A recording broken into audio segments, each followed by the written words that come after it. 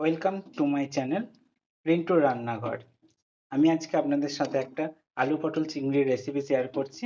এই আলু পটল চিংড়ি রান্নাটি করতে যে যে উপকরণগুলি লাগবে সেগুলি হলো চিংড়ি মাছটাকে ভালো করে ধুয়ে নিয়েছি, আর আলুগুলো এরকম করে কেটে নিয়েছি, মানে মাঝারি মাপের আলু বলে 1/4 করে কেটে নিয়েছি। আর পটলগুলো এরকম ভাবে কাটা আছে, ঠিক আছে। সবার প্রথমে আমি একটা পেস্ট বানিয়ে নেব।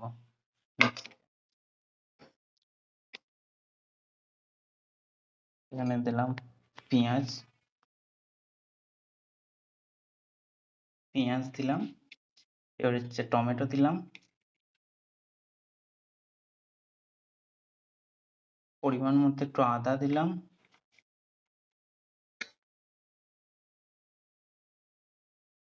10-12 কোয়া মতো রসুন দিলাম,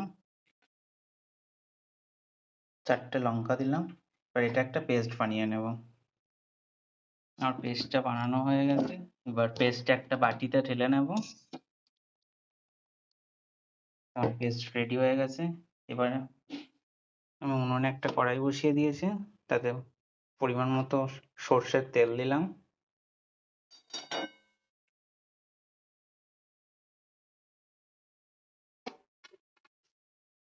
সর্ষের তেলটা একটু গরম হোক। সর্ষের তেলটা গরম হয়ে গেছে। এবারে আমি সবার প্রথমে পটলগুলোকে ভেজে নেব।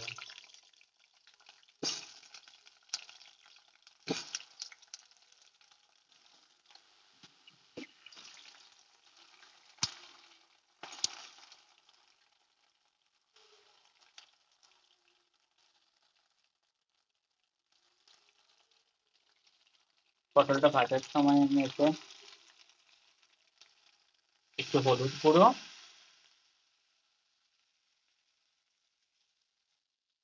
আর একটু লবণ দিয়ে দিলাম।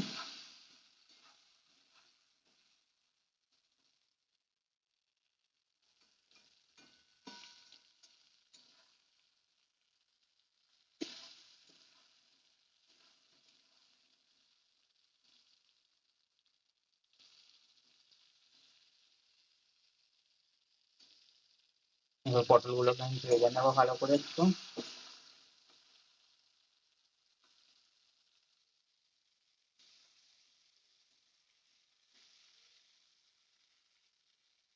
আর পটলগুলো আরেকটু ভাজা হবে।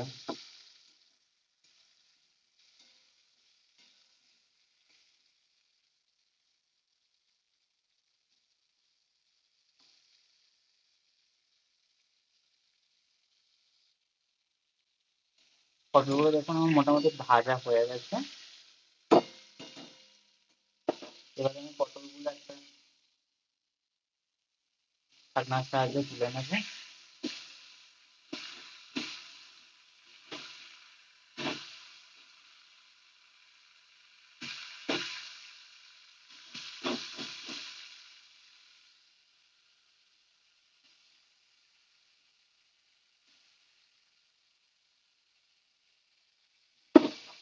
এবারে আমি এই তেলের মধ্যে যে কেটে রাখা আলুগুলো ছিল সেগুলোকেও দিয়ে দেবো।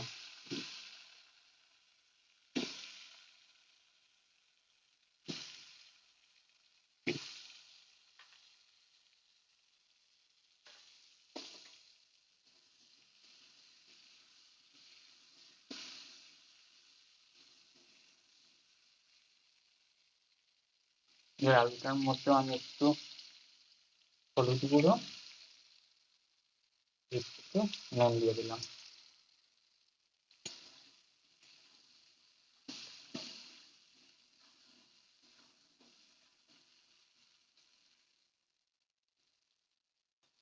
এবার আলুগুলোকেও আমি ভালো মতো একটু ভেজে নেবো।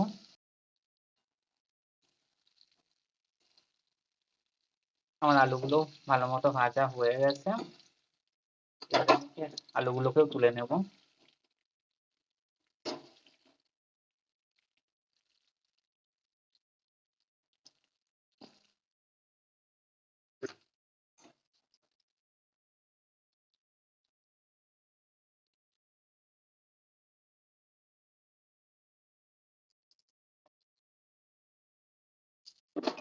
চিংড়ি মাছটার মধ্যে একটু হলুদ আর একটু লবণ দিয়ে মাখিয়ে নিলাম। এবার আমি চিংড়ি মাছটা এই তেলটার মধ্যে দিয়ে দেবো।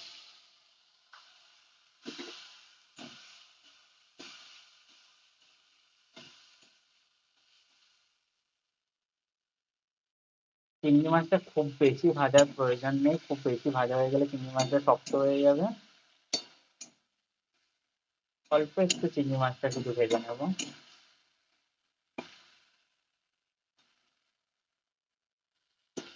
আমার চিংড়ি মাছটা ভাজা হয়ে গেছে, এবার চিংড়ি মাছটাকে আমি তুলে নিচ্ছি।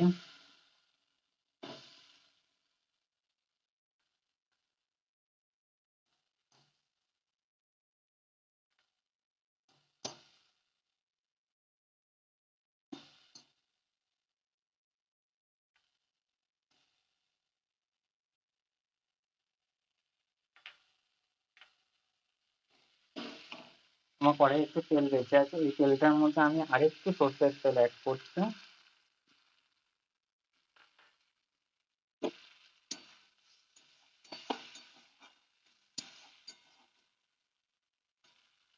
এবার আমি ফোড়নের জন্য এখানে গোটা জিরে, এলাচ, লবঙ্গ আর দারচিনি দিয়ে দিলাম তেলের মধ্যে।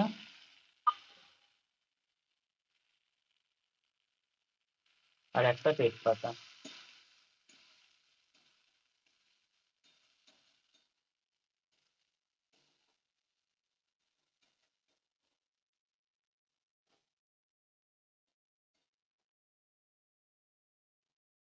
একটু ভাজা হয়ে গেলে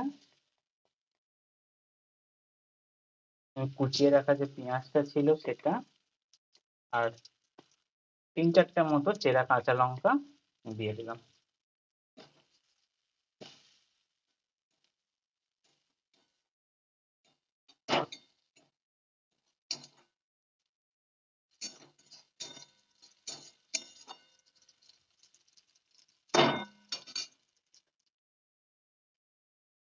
উপর থেকে একটু নুন দিয়ে দিলাম, তাহলে পেঁয়াজটা তাড়াতাড়ি ভাজা হয়ে যাবে।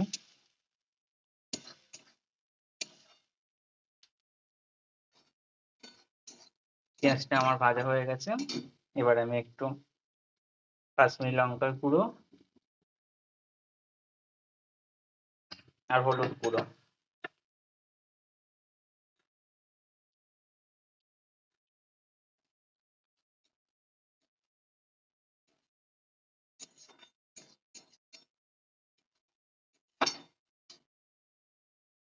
গ্যাসের ওভেনটা এই সময় একদম লো ফ্লেমে রাখবে।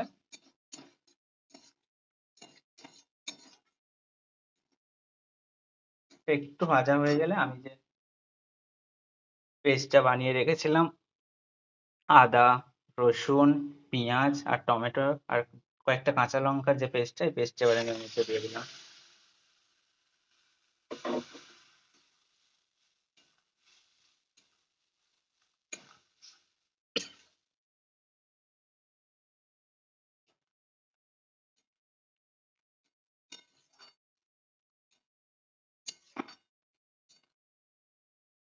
এবার আমি একটু চিনি দিয়ে দিলাম কালারের জন্য।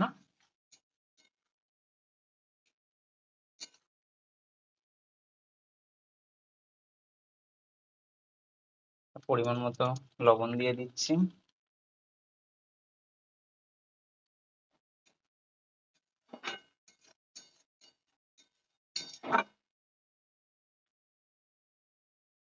এর সাথে আমি 1 চামচ ধনে গুঁড়ো দিয়ে দিলাম।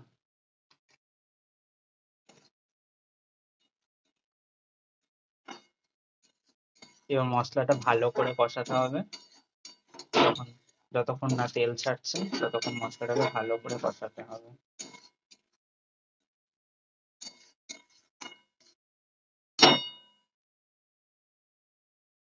এবং মশলাটা কষানো হয়ে গেছে আর মশলার গা থেকে তেলও ছেড়ে দিয়েছে। এবার আমি যে ভেজে রাখা আলু আর পটলটা ছিল সেটা মশলার মধ্যে দিয়ে দেবো।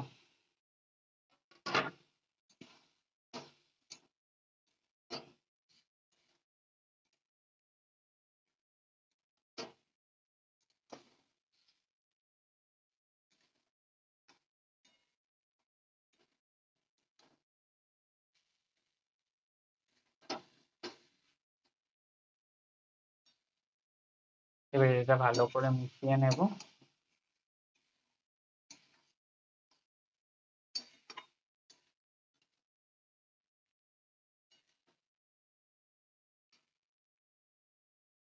এবার আমি একটু জল দিচ্ছি।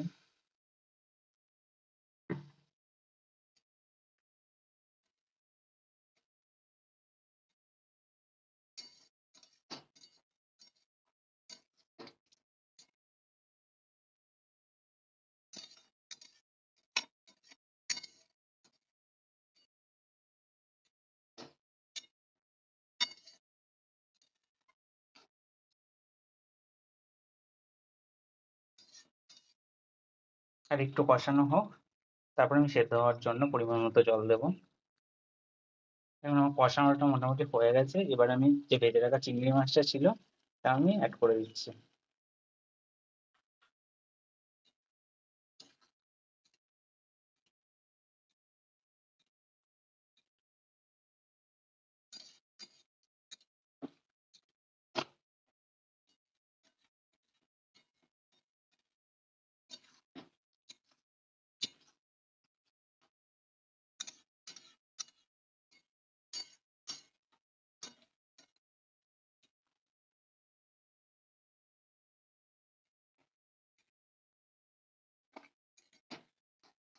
এবারে আমি সেদ্ধ হওয়ার জন্য প্রয়োজন মতো জল দিয়ে দিচ্ছি।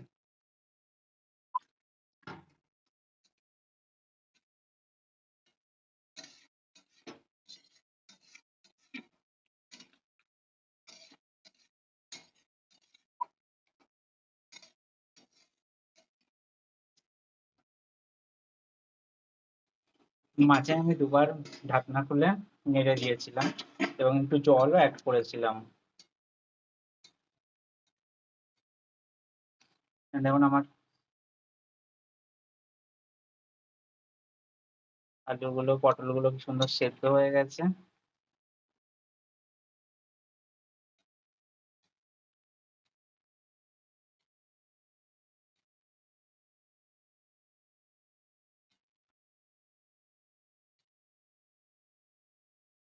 আর গ্রেভিটা আমি এরকমই নামাবো। আমার আলু পটল চিংড়ি রান্নাটা হয়ে গেছে, শুধু নামানোর আগে একটু গরম মশলা গুঁড়ো অ্যাড করবো।